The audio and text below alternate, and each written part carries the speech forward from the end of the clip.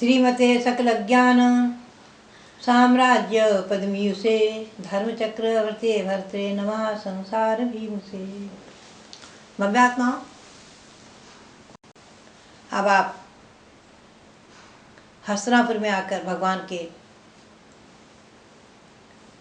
जन्म कर्नाटक महोत्सव जो कि इंद्रों के द्वारा मनाया जा रहा है उसको देखेंगे, सुनेंगे। मन से, मन रूपी रथ पर बैठकर अतीत काल भगवान शांतिनाथ के काल में पहुंचेंगे। सौधर्मेंद्र के यहाँ कल्पवृक्षों से पुष्पवृष्टि होने लग गई। आदि आदि सब चिन्हों से भगवान का जन्म जानकर सौधर्मेंद्र तत्क्षण ही अपने आसन से उतरकर 7 पैर आगे बढ़कर, जिधर हस्तिनापुर है उधर 7 पैर आगे बढ़कर तीर्थंकर भगवान को साष्टांग नमस्कार करते हैं। सभी इंद्रगण, इंद्राणी आदि सब अपने अपने स्थान से उतरकर, अपने अपने आसन से उतरकर प्रभु को, 3 लोक के नाथ तीर्थंकर को जन्म कर्नाटक सुनते ही, जन्म हुआ सुनते ही आगे बढ़कर नमस्कार करते हैं।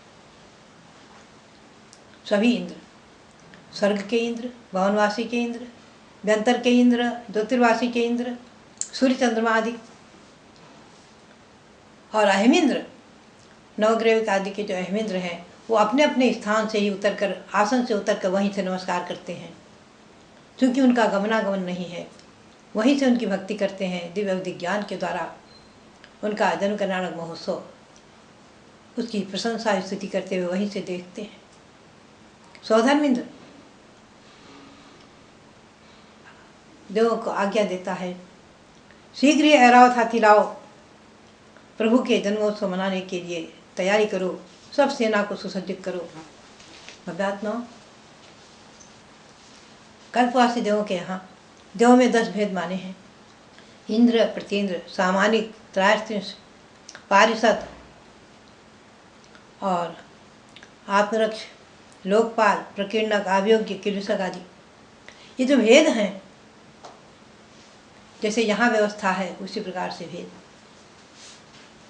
सभी में बहुत से देवों की संख्या है। वो आप त्रिलोकपर्णति त्रिलोकसार पढ़ें, कैसी संख्या है इनमें। हरिवंश पुराण पढ़ें, ग्रंथों को पढ़ें। मैं किंचित आपको अनीक जाति जो है, अनीक यानी सेना, वहाँ किसी से युद्ध करना नहीं है, कोई संघर्ष नहीं है, किसी पर चढ़ाई करनी नहीं है, केवल वैभव का सूचक, केवल वैभव का सूचक है इंद्रों का। तो 7 प्रकार की जो सेनाएं होती हैं, किंचित मैं आपको उसका दिग्दर्शन कराती हूँ। पहले तो ऐरावत हाथी को सुने आप। ऐरावत हाथी कैसा होता है? जैसे चलता फिरता एक हिमालय पर्वत। ऐरावत हाथी के 32 मुख, प्रत्येक मुख में 8-8 दांत, प्रत्येक दांत पर एक सरोवर खिले हुए हैं, बड़े बड़े सरोवर बने हैं। बहुत बड़ा विशाल हाथी। प्रत्येक सरोवर में एक कमलनी, एक कमलनी के में 32 दल, 32 पाखुड़ी, और एक पाखुड़ी पर, एक पत्र पर एक अप्सरा नृत्य कर रही हैं। ऐसा नृत्य 9 रसों से, भक्ति रस से परिपूर्ण जो अप्सराओं का नृत्य, ऐसा ऐरावत हाथी, सुंदर ऐरावत हाथी। ये कल्पना नहीं है, ये भगवंतों की वाणी से प्रसूत, भगवंतों की वाणी से निरसित ग्रंथ, जिनको कि आचार्यों ने रचना की है, पाप भीरु आचार्यों ने रचना की है। ऐसे ऐरावत हाथी पर इंद्र अपनी सची इंद्राणी के साथ बैठकर आता है। ऐरावत और सभी इंद्र अपने अपने वाहनों में बैठकर आते हैं। भव्यात्माओं, 3 प्रकार की पार्षद, 7 प्रकार के अनीक का वैभव। किंचित मैं अनीक का वैभव आपको सुनाऊं। प्रत्येक इंद्रों के यहाँ 7-7 प्रकार की सेना होती है। तो सौधर्मेंद्र की सेना में पहली सेना है वृषभ यानी बैल की। एक बात ध्यान में रखना, वहाँ पर पशु नहीं है, तिर्यंच नहीं है। स्वर्गों में, देवों में, देव योनि में तिर्यंच है ही नहीं, पशु नहीं है, पक्षी नहीं है। इंद्रों की आज्ञा से जो अनेक जाति के देव हैं, जिन्होंने यहाँ पर कुछ इंद्रों की अपेक्षा पुण्य अल्प किया है, कुछ पाप मिश्रित पुण्य किया है, जैसे गुरु का अनादर कर देना आदि, अभिमान ज़्यादा रखना, व्रतों में दोष लगाना आदि। ऐसा जिन्होंने पुण्य संचित किया है वो इन अनेक आदि जाति के देवों में उत्पन्न होते हैं।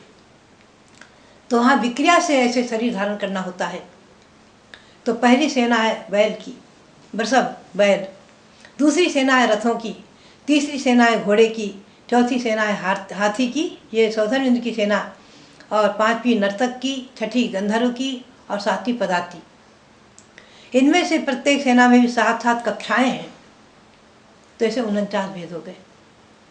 प्रथम सेना जो बैलों की है, प्रथम बैल की कक्षा में कुंद पुष्प के समान सफ़ेद बैल 84 लाख होते हैं।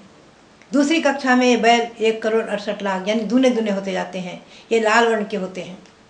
तीसरी कक्षा में ये बैल 3,36,00,000 ये नीलकमल के समान वर्ण वाले। चौथी कक्षा में 6,72,00,000 बैल मरकत मणि के समान हरे वर्ण वाले। और पांचवी कक्षा में उत्तम बैल 13,44,00,000 ये स्वर्ण के समान पीले। छठी कक्षा में 26,88,00,000 बैल ये काले काले अंजन के समान वर्ण वाले, लेकिन चमकते हैं, सुंदर, खराब नहीं दिखते हैं। सातवीं कक्षा में 53,76,00,000 बैल ये सब किंसुक पुष्प के समान वर्ण वाले। ये सातों कक्षाओं के बैल मणि एवं रत्नों से, पुष्पमालाओं से, उत्तम वस्त्रालंकारों से और रुंझुन रुंझुन करती हुई गले की घंटियों से सुशोभित, सुंदर। इन पर देवगण सुंदर एक समान वेशभूषा में बैठकर सुसज्जित होकर लीला पूर्वक आते हैं। सब बैलों पर देव बैठे रहते हैं, इनके मध्य में सुंदर सुंदर बाजे बजते रहते हैं। इन 7 विभागों में एक बैल की सेना, पुनः आगे दूसरी सेना रथों की। रथ की प्रथम कक्षा में 84 लाख रथ, सब श्वेत वर्ण के, कुंद पुष्प के समान सुंदर रथ, उनमें देवगण बैठे हुए हैं देवांगनाओं के साथ। द्वितीय कक्षा में 1,68,00,000 ऐसे ही मणियों के बने चक्र, ऐसे सुंदर मंदार पुष्प के समान कांति वाले रथ। तीसरी कक्षा में स्वर्ण वर्ण वाले रथ, चौथी कक्षा में मरकत मणि के रथ, पांचवी कक्षा में नीलकमल के समान वर्ण वाले सुंदर रथ, और छठी कक्षा में कमल के समान वर्ण वाले रथ, और सातवीं कक्षा में इंद्र नीलमणि के समान सुंदर वर्ण वाले रथ। अध्यात्माओं, इन सभी रथों में सुंदर छत्र लटक रहे हैं, ध्वजाएं फहरा रही हैं, बहुत से चाप चक्र एक साथ घूमते रहते हैं और गंभीर शब्द करते हैं। मणि में उत्तम धुराएं, सब रथ कक्षाओं में वादित्रों के बाजे बजने से मधुर गंभीर ध्वनि होती रहती है। बहुत से देव देवियां इन रथों में बैठे रहते हैं और उत्तम छत्र छत्र चमर ध्वजा पताकाओं से शोभित लटकती हुई पुष्पमालाएं और आश्चर्यजनक सुंदर आकृतियों से सहित ये रथ महाविभूति में भगवान के जन्माभिषेक महोत्सव में आकाश को आच्छादित करते हुए हर्षणापुर में उतरते। तृतीय सेना घोड़ों की, इसमें भी प्रथम कक्षा में 84 लाख उत्तम जाति के घोड़े सफ़ेद, दूसरी कक्षा में 1,68,00,000 ऐसे ही उगते हुए सूर्य के समान लाल वर्ण वाले, तीसरी कक्षा में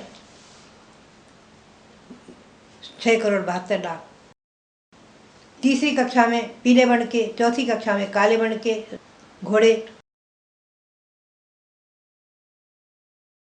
पांचवी कक्षा में नीले वर्ण के घोड़े, छठी कक्षा में जपा पुष्प के समान सुंदर लाल वर्ण वाले, और सातवीं कक्षा में इंद्रनील मणि के समान वर्ण वाले।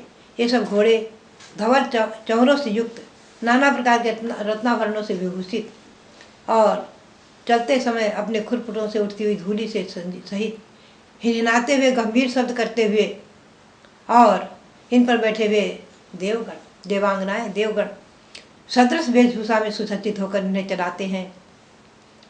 इनके मध्य में उत्तम उत्तम काहल, मृदंग, पटे आदि बाजे बजते रहते हैं, और रत्नमयी पलानों से सहित घोड़े समुद्र के समान गंभीर शब्द करते हुए दिशाओं को व्याप्त करते हुए हस्तिनापुर आते हैं। अपने सौदामिंद्र की सेना, चौथी सेना हाथियों की, प्रथम कक्षा में गाय के दूध के समान सफ़ेद वर्ण वाले हाथी 84 लाख, दूसरी कक्षा में सूर्य के समान कांति वाले हाथी, तीसरी कक्षा में स्वर्ण के समान वर्ण वाले हाथी, चौथी कक्षा में शिरीष पुष्प के समान वर्ण वाले, पांचवी कक्षा में नीलकमल के समान सुंदर, और छठी कक्षा में जपा कुसुम के समान, और 7वीं कक्षा में अंजनगिरी के समान श्याम वर्ण वाले हाथी। ये सब हाथी हर्ष से गरजते हुए और इनके गंडर सर से मानो मत झर रहा है, दांतों से सुंदर दिख रहे हैं। इनकी प्रत्येक कक्षाओं में पटु, पटा, शंख, मर्दल, काहर आदि बाजे बज रहे हैं। प्रत्येक हाथी के गले में घंटा लटक रहा है और पुष्पों की सुगंधी मालाएं लटक रही हैं, पताकाएं फहरा रही हैं, धवल छत्र चमर मणिमय क्षुद्र घंटिकाएं, और ऊपर में देव देवियों का समूह बैठा हुआ है और इन्हें चला रहा है। इस प्रकार हाथियों की सेना आकाश में व्याप्त होकर मनुष्य लोक के इस हस्तिनापुर में अवतरित होती है। ये बैल, रथ, घोड़ा, हाथी का शरीर धारण करने वाले सभी देव अनेक जाति के देव हैं। विक्रिया से शरीर ऐसा धारण कर रहे हैं। ये जिनेंद्र भक्ति से तथा इंद्र की आज्ञा से ऐसे शरीर बनाकर आते हैं तो उस समय महान पुण्य का संचय कर रहे हैं और अपनी समझ लीजिए उस अनेक सेना के देव पर्याय को सार्थक कर रहे हैं, महान पुण्य का संचय कर रहे हैं। 5वीं सेना नर्तक की है। बहुत प्रकार के देव नृत्य करते हुए भगवान के अनुराग से भगवान की जन्मभूमि में आते हैं। प्रथम कक्षा में 84 लाख नर्तक देव विद्याधर, कामदेव और राजाओं का चरित्र अभिनय करते हुए आते हैं। रास्ते में चारित्र का अभिनय कर रहे हैं जिसे कि, और द्वितीय कक्षा के नर्तक देव अर्धमंडलिक, महामंडलिक आदि राजाओं के चरित्र का अभिनय करते हैं। तृतीय कक्षा के नर्तक देव 3 करोड़ 36 लाख करीब, ये बलदेव, वासुदेव, प्रतिवासुदेव, नारायण आदि के चरित्र का अभिनय करते रहते हैं। चतुर्थ कक्षा के देव नर्तक देव 14 रत्नों के अधिपति, 9 निधियों के स्वामी, अक्षीण कोष भंडार जिनका भरा हुआ है, ऐसे चक्रवर्तियों के जीवन चरित्र का अभिनय करते हैं। 5वीं कक्षा के देव चरम शरीर पुरुष, लोकपाल और इंद्रों के चरित्र का अभिनय करते हैं। 6ठी कक्षा के नर्तक देव ये सब नृत्य करते हुए अनेक प्रकार का अभिनय करते हुए और वो दृश्य दिखाते हुए आ रहे हैं। 6ठी कक्षा के नर्तक देव अणिमा, महिमा आदि विशुद्ध रिद्धियों को प्राप्त करने वाले ऐसे गणधर देवों का अभिनय करते हैं।